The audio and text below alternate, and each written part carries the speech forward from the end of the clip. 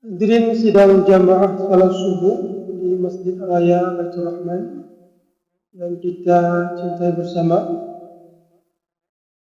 Bertemu kembali kita pada pengajian Sirah An-Nabawiyah. Pada pertemuan yang lalu kita sudah pernah menyampaikan tentang sisi keturunan Rasulullah SAW, sisi kemuliaan dari diri Rasulullah Sallallahu Alaihi Wasallam, sisi kemuliaan kewibawaan yang dimiliki oleh Rasulullah Sallallahu Alaihi Wasallam dari segi beliau dilahirkan dari nasab yang baik. Assalamualaikum, jangan lupa like, comment, and subscribe. Bye.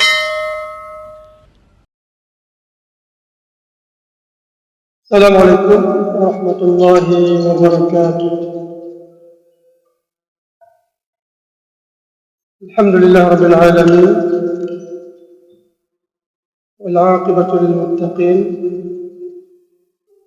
wala 'udwana illa 'alal zalimin. Asyhadu an la ilaha illallah wahdahu la syarika lah, khassana bi khairi nabiyyin ursil, akramana bi khairi kitabin unzil, wa syar'a lana khairan minhajin wa huwa al-islam. Qala al-yawma akmaltu lakum dinakum wa atmamtu lakum ni'mati wa raditu lakum al-islam dina wa atmamtu alaykum ni'mati wa raditu lakum al-islam dina. Wa ja'alana Allahu khayra ummatin ta'muruna bil ma'ruf wa tanhauna 'anil munkar وتؤمنون بالله ولو آمن أهل الكتاب لكان خيرا لهم منهم المؤمنون وأكثرهم الفاسقون. وأشهد أن محمدا عبده ورسوله وصفيه من خلقه وحبيبه. نشهد أنه قد بلغ الرسالة وأدى الأمانة ونصح للأمة وتركنا على المحجة البيضاء ليلها كنهارها لا يزيغ عنها إلا هالك. اللهم اجمعنا به كما آمنا به ولم نره، وارزقنا حوضه، واسقنا من يده الشريفة شربة لا نظمأ بعدها abada. Hadirin sidang jamaah salat subuh di Masjid Raya Baitur Rahman yang kita cintai bersama. Bertemu kembali kita pada pengajian Sirah An-Nabawiyah. Pada pertemuan yang lalu kita sudah pernah menyampaikan tentang sisi keturunan Rasulullah SAW, sisi kemuliaan dari diri Rasulullah SAW, sisi kemuliaan kewibawaan yang dimiliki oleh Rasulullah SAW dari segi beliau dilahirkan dari nasab yang baik, dari nasab yang mulia, dari nasab pilihan, dari nasab yang tidak ada cacat sedikit pun. Allah menjaga nasab Nabi SAW. Nabi Muhammad tidak terlahirkan dari keluarga yang tidak diketahui asal muasalnya. Tapi semua mengenal keluarga Rasulullah SAW, yang nantinya berakhir atau sampai kepada Nabi Ismail alaihissalam. Itu dari segi Allah menjaga Nabi dari segi nasab. Kemudian Rasulullah SAW, Nabi kita Nabi Muhammad SAW, Allah jaga juga dari segi kondisi masa kecil beliau sampai beliau tumbuh remaja, dewasa, sampai beliau wafat nantinya. Jadi Islam ini tidak akan sempurna kalau Allah tidak menjaga diri Nabi SAW. Dalam kata lain, Rasulullah tidak akan meninggal dunia, tidak akan dicabutkan nyawa oleh Allah sebelum agama ini disempurnakan oleh Allah SWT. Makanya dari beberapa peristiwa, termasuk perang Uhud, di mana Rasulullah kilas kita lihat kaum muslimin terkalahkan dalam peperangan itu. Rasulullah sendiri sampai patah atau retak gigi beliau pada saat terjadi perang Uhud. Kemudian ketika salah seorang kafir Quraisy mengarahkan panah ke arah Nabi SAW, tiba-tiba datang seorang sahabat yang menjadikan dirinya sebagai perisai sehingga tidak terkena Nabi SAW. Walaupun sahabat ini terkena ratusan, puluhan anak panah, tapi begitulah cara Allah menjaga Nabi sebelum agama ini sempurna. Kemudian Rasulullah di tahun ke-6 Hijriah diracuni dengan diberikan racun kepada paha kambing, daging kambing yang paling depan. Jadi Rasulullah paling suka daging kambing, dan bagian tubuh dari kambing itu yang paling beliau sukai adalah kaki bagian depan, bukan pahanya.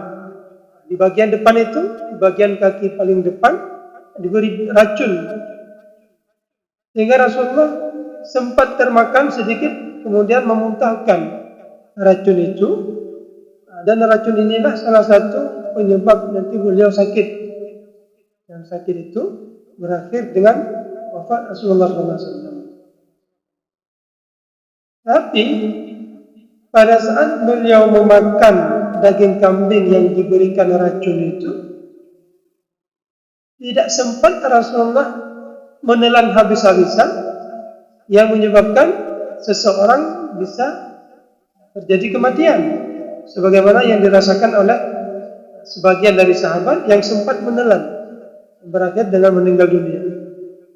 Allah jaga sebelum agama ini sempurna. Di masa kecil Rasulullah SAW, Allah telah memberikan penjagaan kepada Nabi kita Nabi Muhammad SAW. Bukan hanya sekedar penjagaan, bahkan Allah sudah memberikan bukti-bukti bahwa beliau ini manusia luar biasa, yang di kemudian hari memudahkan masyarakat untuk beriman kepada Nabi SAW. Seperti contoh yang pernah kita sebutkan, terjadinya pembelahan dada di umur Nabi sekitar 4 tahun. Untuk apa dibelah dada Nabi? Yang didatangi oleh 2 orang malaikat. Katanya untuk dibersihkan kotoran yang ada di dalam dada Nabi. Kalau Allah Ta'ala, itu mudah saja. Kun fayakun. Itu sekarang semua bisa terjadi. Kalau sekedar ingin membersihkan dada Nabi dari kotoran, Allah tidak butuh untuk membelah dada dan mengirimkan 2 orang malaikat. Tapi bukan hanya sekedar bertujuan membersihkan dada Nabi, tapi lebih kepada ingin memperlihatkan ke manusia bahwa ini adalah manusia yang luar biasa. Dulu di masa kecil, sebelum dia mengatakan dirinya sebagai Nabi, sudah pernah terjadi kejadian yang didatangi oleh 2 orang yang tidak dikenal, berpakaian putih, kemudian ditangkap Muhammad yang kecil ini, kemudian dibelah dadanya di hadapan anak-anak yang ada pada saat itu. Jadi ketika nanti Rasulullah berumur 40 tahun, berumur 50 tahun, karena kabilah di mana Rasulullah menyusui, itu Bani Sa'ad, itu mereka nanti masuk Islam setelah Perang Hunain. Perang Hunain itu terjadi sekitar tahun ke-9 Hijriah. Tahun Rasulullah melakukan Fathu Mekah tahun ke-8. Jadi Perang Hunain itu di akhir dari tahun ke-8 Hijriah. Tahun ke-8 di bulan suci Ramadan terjadi Fathu Mekah. Kemudian di bulan Syawalnya Rasulullah melakukan Perang Hunain. Yang ikut berperang dengan Nabi di Perang Hunain itu adalah kabilah Bani Sa'ad, di mana kabilah ini Rasulullah dulu di masa kecil menyusui di tempat itu. Maka setelah peperangan Hunain itu datang rombongan dari Hawazin. Hawazin ini yaitu Bani Sa'ad di situ datang mengumumkan diri untuk masuk Islam. Salah satu yang menyebabkan mereka masuk Islam, cerita tentang Muhammad di masa kecil dulu. Pernah didatangi oleh 2 orang malaikat yang ketika itu dibelah dadanya, dan kami yang masih kecil-kecil itu menyaksikan kondisi itu. Jadi bukan hanya sekedar untuk membersihkan dada Rasul dari kotoran, tapi lebih kepada ingin memperlihatkan kepada masyarakat bahwa ini adalah manusia yang terjaga, manusia yang luar biasa sejak beliau masih kecil sampai beliau tumbuh dewasa dan wafat, terus dijaga oleh Allah Azza wa Jalla. Sebagai seorang anak yatim, mungkin timbul pertanyaan, kenapa Allah enggak menjaga Nabi? Kenapa Allah menjadikan ayah Nabi terlalu cepat meninggal? Sekiranya Allah menjaga Nabi, mungkin ada yang mengatakan, sungguh Allah jangan mematikan dulu ayah Nabi sebelum Nabi tumbuh dewasa, supaya Nabi mendapat perlakuan dari kasih sayang seorang ayah, kasih sayang seorang ibu. Tapi yang kita lihat dalam sejarah, Nabi terlahir dalam kondisi ayah sudah meninggal. Kemudian di umur 6 tahun ibunda meninggal. Kenapa Allah enggak jaga Nabi dari segi dijaga kedua orang tua Nabi?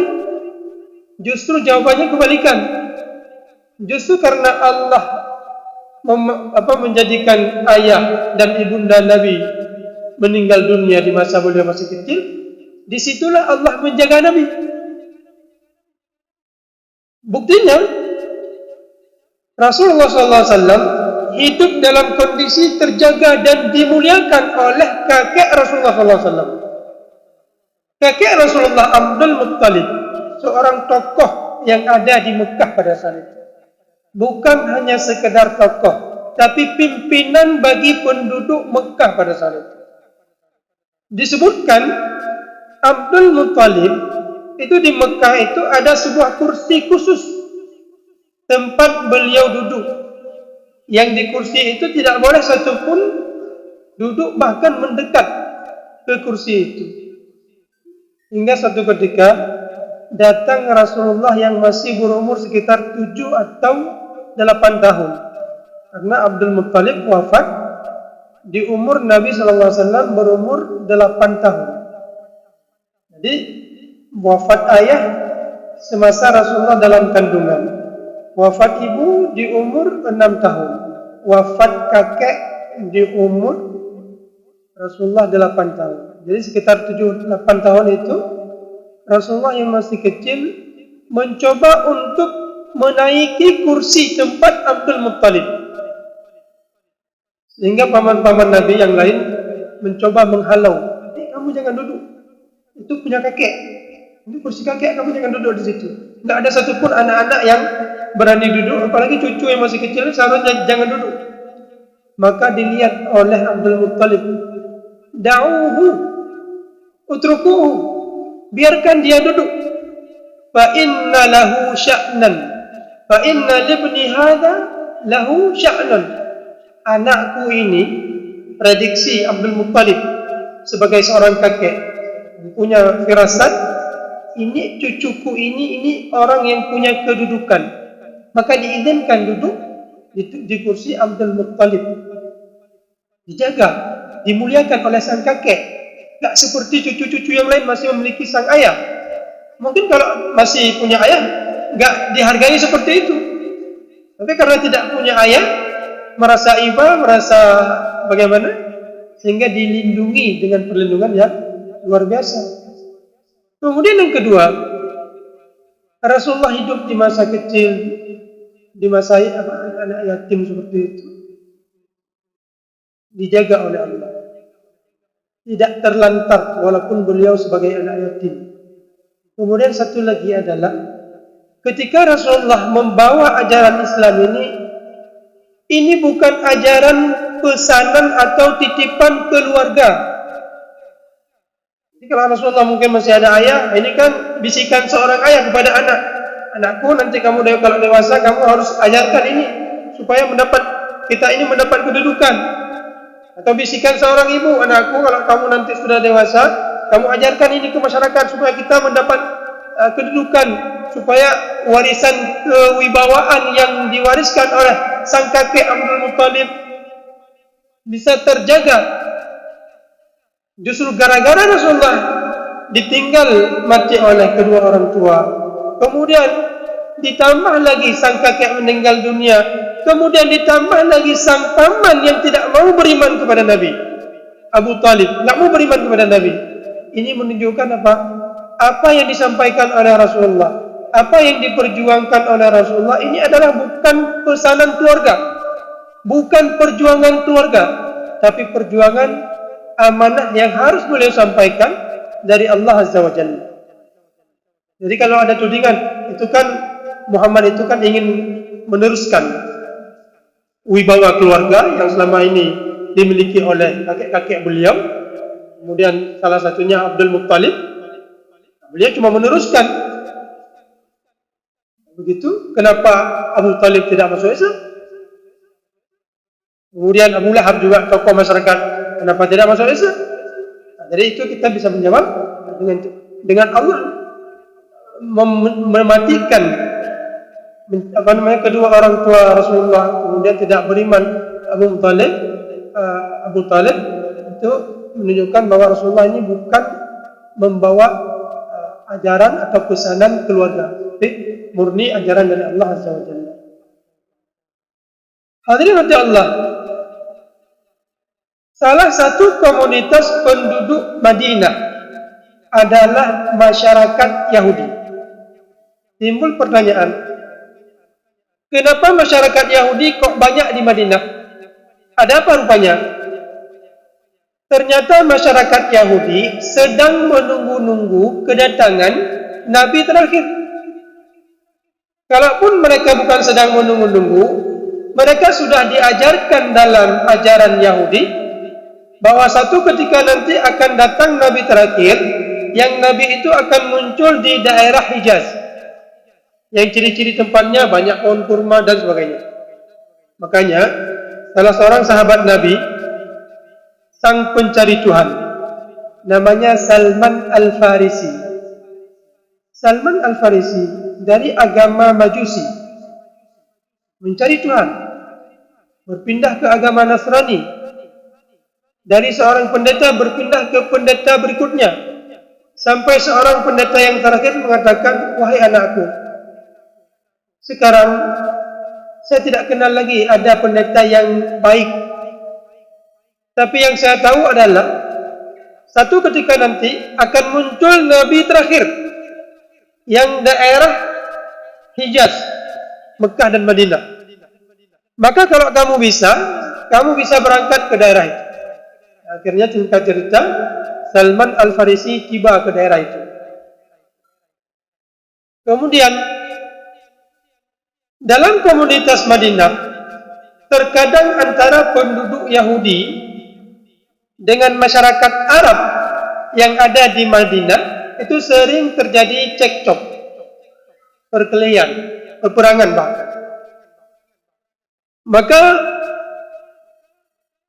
orang Yahudi mengancam orang Arab, awas ya, nanti kalau datang Nabi